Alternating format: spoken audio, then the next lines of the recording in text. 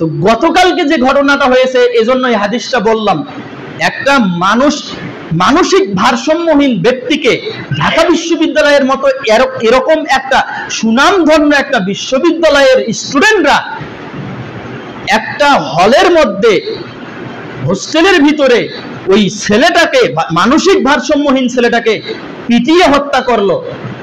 আমি নিজ চোখে সেই ভিডিও ফুটেজে দেখলাম, এই হাতের মধ্যে একটা বড় একটা লাঠি দিয়ে হাতের উপরে, এই হাতের তালুর উপরে রেখে এক সাইডে আরেকটা ছেলে উঠছে, আরেক সাইডে আরেকটা ছেলে উঠে ওটা ডলা দিচ্ছে পা দিয়ে, এরকম করে পিষতেছে। কেমন কষ্টটা লাগে! আপনার সামান্য যদি দরজা দিতে গিয়ে সামান্য একটু কানি আঙ্গুলে যদি সামান্য একটু লেগে যায় কেমন অবস্থা হয়ে যায়, সামান্য যদি আগুন ধরাতে গিয়ে একটু যদি আপনার চামড়ার মধ্যে আগুনটা লেগে যায় কেমনটা লাগে। আর ওই ব্যক্তিকে এরকম করে কষ্ট দিয়ে, আরো কত রকম কষ্ট দিয়ে পা গুলাকে শেষে ফেলছে, জানি না ব্লেড দিয়ে আবার কেটে ফেলছে কিনা, এটা আমি দেখিনি যেহেতু এই জন্য বলতে পারছি না। কত নির্মম ভাবে তাকে হত্যা করা হয়েছে মানসিক ভারসাম্যহীন ব্যক্তি। তাদের দাবি হলো এর পূর্বে কোন একটা রাজনৈতিক দলের ব্যক্তি ছিল, কিন্তু সে রাজনৈতিক দলের ব্যক্তি ছিল কিন্তু এখন তো সে পাগল। একজন পাগলের উপর কোনোভাবে শরীয়তকে বর্তানো যাবে না। 3 শ্রেণীর ব্যক্তির উপর থেকে কলমকে উঠিয়ে নেওয়া হয়েছে। হাদিস নেন, আবু দাউদ, তিরমিজি এবং মিশকাত, 3টি হাদিসের গ্রন্থ হাদিসটা আছে। মিশকাতুল মাসাবি কিতাবুন নিকাহ, বিবাহ করা সংক্রান্ত একটা অধ্যায় আছে। এই অধ্যায়ের মধ্যে খোলা তালাক দেওয়া সংক্রান্ত একটা অধ্যায় আছে। 3447 নম্বর হাদিস বর্ণনা করেছেন আয়েশা রাদিয়াল্লাহু তাআলা আনহা। তিনি বলেন, ক্বালা রাসূলুল্লাহ সাল্লাল্লাহু আলাইহি ওয়াসাল্লাম, আল্লাহর নবী সাল্লাল্লাহু আলাইহি ওয়াসাল্লাম বলছেন, রুফিয়াল কলামু আন সালাসাতিন, 3 শ্রেণীর ব্যক্তি থেকে কলমকে উঠিয়ে নেওয়া হয়েছে। মানে কি, শরীয়তকে উঠিয়ে নেওয়া হয়েছে। এই 3 শ্রেণীর ব্যক্তি যতই পাপ করুক না কেন তার পাপকে তার আমলনামায় লেখা হবে না। এই 3 শ্রেণীর ব্যক্তি যতই পাপ করুক না কেন তার পাপকে আমলনামায় লেখানো হবে না। এক নাম্বার ব্যক্তি হলো শিশু বাচ্চা। শিশু বাচ্চা যতই বড় পাপ করুক না কেন তার আমলনামায় ওই পাপটা লেখা হবে না। 2, আনি নাইম, ঘুমান্ত ব্যক্তি। একজন ঘুমান্ত ব্যক্তি যদি ঘুমে অবস্থায় 10 জনকে খুন করে ফেলে তবুও তার পাপ নাই, অথচ সে দেখতেছে যে সে খুন করলো, পাপ নেই। ঘুমান্ত অবস্থায় সে যতই পাপ করুক না কেন, সে যাই করুক না কেন, কোনো পাপ নেই যতক্ষণ পর্যন্ত না সে জাগ্রত না হচ্ছে। 3, আনিল মুবতালা। মুবতালা শব্দের অর্থ হলো মানসিক ভারসাম্যহীন, পাগল। পাগলের উপর কোনো শরীয়ত নেই, পাগলের উপর থেকে কলমকে উঠিয়ে নেওয়া হয়েছে। পাগল যতই পাপ করুক না কেন, সে যত জেনা করুক না কেন, যত মানুষকে হত্যা করুক না কেন, যতই সে পাপ কাজে লিপ্ত হোক না কেন, পাগলের এই পাপটা তার আমলনামায় লেখা হবে না। এটা রাসূলুল্লাহ সাল্লাল্লাহু আলাইহি ওয়াসাল্লাম বলেছেন। এইরকম একজন মানসিক ভারসাম্যহীন ব্যক্তিকে যারা এরকম করে নির্মমভাবে হত্যা করেছে তাদের ওই শিক্ষাকে আমি ধিক জানাই। তারা যে শিক্ষা নিয়ে তারা ওই বিশ্ববিদ্যালয়ে পড়ে সেই বিশ্ববিদ্যালয়কে আমি ধিক জানাই। ওই সমস্ত ও তাদের যে কনসেপ্ট তারা ধারণ করে ওই সমস্ত কনসেপ্টের আমি ধিক জানাই।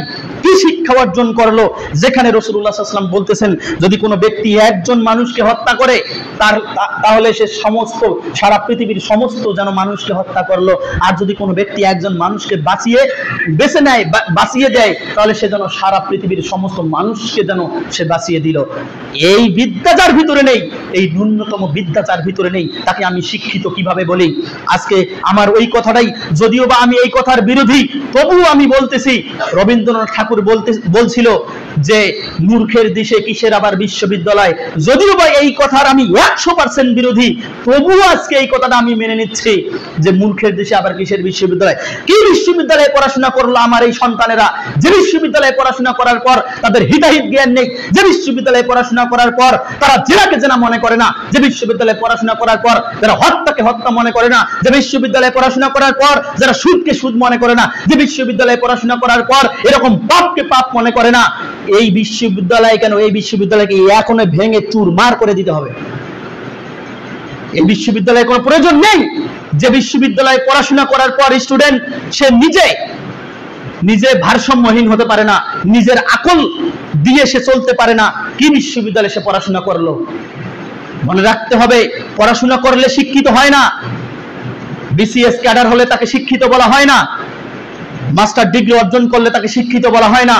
তার যদি দিনের নৈতিক জ্ঞানগুলো না থাকে, প্রাথমিক যে প্রাইমারি যে লেভেলের জ্ঞানগুলো এগুলো যদি না থাকে, তাহলে তাকে শিক্ষিত বলতে কোনো শিক্ষিত বলার কোনো চান্স নেই।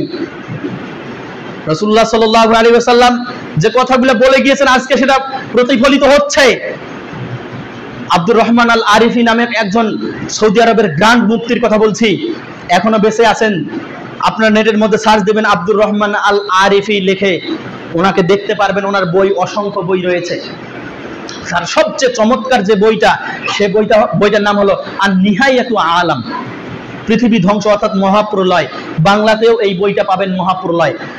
এই বইটার লেখক হলো আব্দুর রহমান আল আরিফি হাফিজাহুল্লাহ। তিনি এক লেকচারের মধ্যে, আরবি লেকচারের মধ্যে বলতেছেন, আমি শুনলাম যে একজন মাস্টার ডিগ্রি অর্জনকারী ব্যক্তি, সৌদি আরবের কথা বলছি, একজন মাস্টার ডিগ্রি অর্জনকারী ব্যক্তি সৌদি আরবে যে কোনো একটা ডিসিপ্লিনে সে অনার্স মাস্টার্স করেছে, যে কোনো একটা সাবজেক্টে সে অনার্স মাস্টার্স করেছে, করার পরে সে এখন আব্দুর রহমান আল আরিফিকে জিজ্ঞাসা করতেছে, শায়েখ আমার একটা জানার বিষয় কি, যে আমি যে রাতে ঘুমানোর সময় অজু করে ঘুমাবো, মানে রাতে ঘুমানোর সময় যে অজু করে ঘুমাতে হয়, আমি যে এখন রাতে ঘুমানোর সময় অজু করে ঘুমাবো, অজু করে ঘুমানোর পরে আমি যদি ভোরে উঠি, ভোরে উঠার সময় আমি এখন নামাজ আদায় করব, আমাকে কি আবারও অজু করতে হবে? একজন মাস্টার্স পাশ করা ব্যক্তি এতটুকু বিষয় জানে না যে তাকে ঘুম থেকে উঠার পরে আবার অজু করতে হবে কি হবে না, একে আমি শিক্ষিত বলবো? রাসূলুল্লাহ সাল্লাল্লাহু আলাইহি ওয়াসাল্লাম বলছেন, পায়খানা বা প্রস্রাবের রাস্তা দিয়ে কোনো কিছু বাইরে হলে অজু ভঙ্গ হয়ে যায়। একজন মানুষ ঘুমিয়ে গেলে অজু ভঙ্গ হয়ে যায়। তো একজন ব্যক্তি ঘুমিয়ে গেছে, এখন তার অজু ভঙ্গ, এখন তাকে উঠে আবার অজু করে নামাজে যাইতে হবে।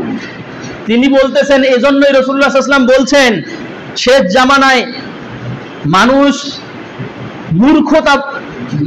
এত বেশি মূর্খতা গ্রহণ করবে, অর্থাৎ আসমান থেকে মূর্খতা বর্ষণ হবে। আসমান থেকে মূর্খতা বর্ষণ হবে, বৃষ্টি যেমন বর্ষণ হয় এরকম মূর্খতা বর্ষণ হবে। তো অথচ এখন ঘরে ঘরে SSC pass, HSC pass, honours pass, masters pass, আপনার বিসিএস ক্যাডার, তারপরে ডক্টরেট করা, এমফিল করা ব্যক্তি ঘরে ঘরে পাওয়া যাচ্ছে। এক সময় এসএসসি পাস করলে মানুষ দেখতে যাইতো, অমুক গ্রামে অমুকের ছেলে এসএসসি পাস করেছে। আর এখন প্রত্যেকটা ঘরে 5-7টা করে এসএসসি পাস করানো, প্রত্যেকটা ঘরে হায়ার এডুকেটেড পারসন। অথচ রাসূলুল্লাহ সাল্লাল্লাহু আলাইহি ওয়াসাল্লাম বলছেন যে মূর্খতা বৃদ্ধি পাবে। মূর্খতা বৃদ্ধি পাবে মানে কালকের এই কাজটা স্রেফ মূর্খতা ছাড়া আর কিছু নয়। কালকের এই কাজটা, গতকালকের এই কাজটা স্রেফ মূর্খতা ছাড়া আর কিছু নয়। একজন মানুষকে মানুষ হত্যা করবে, একজন মানুষকে হত্যা করতেছে, সে মানুষই মনে করতেছে না, সে কি, সে আবার নিজে আকল সম্পূর্ণ ব্যক্তি নয়, আবার আকলবিহীন ব্যক্তি, যার মানসিক ভারসাম্যহীন ব্যক্তি, তাকে আবার হত্যা করতেছে। এ আবার কেমন মানবিকতা? এরা আবার কোন মানবিকতার জন্য দাঁড়ায়? এরা আবার শাহবাগে এসে যে এরা আন্দোলন করে, এরা আবার কোন মানবিকতা নিয়ে এরা আন্দোলন করে? এরা যে রাস্তাঘাটে অবরোধ করে, এরা আবার কোন মানবিকতা নিয়ে অবরোধ করে? এই সমস্ত স্টুডেন্টরাই এই জঘন্যতম ফেসিবাদী গভর্নমেন্টকে এরাই নামাইছে, ক্ষমতাচ্যুত করছে। এরা মানবিকতার কথা বলে এরা এই ফ্যাসিস্ট গভর্নমেন্টকে এরা পদত্যাগ করতে বাধ্য করেছে। এটা আবার কোন মানবিকতা যে একজন মানুষকে এরকম করে হত্যা করতে হবে? আমি বলতে চাই আপনাদেরকেও, কোনোভাবে কোনো মানুষের উপর জুলুম করবেন না। যদি আপনি কোনো মানুষের উপর জুলুম করেন, আপনি অপেক্ষা করেন দুইটা পাপ, যে দুইটা পাপ করে আপনি দুনিয়াতে এর শাস্তি পাবেন। রাসূলুল্লাহ সাল্লাল্লাহু আলাইহি ওয়াসাল্লাম বলছেন, এক নাম্বার হলো জিনা। যদি আপনি জিনা করেন, এর পাপের ভাগ আপনি দুনিয়াতে বহন করবেন। 2, জুলুম। যদি আপনি জুলুম করেন দুনিয়াতে, আপনি ওই পরিমাণ জুলুমের শিকার না হওয়া পর্যন্ত আপনি মৃত্যুবরণ হবেন না। আপনি এখন এলাকার মধ্যে মিলিয়ে নেন।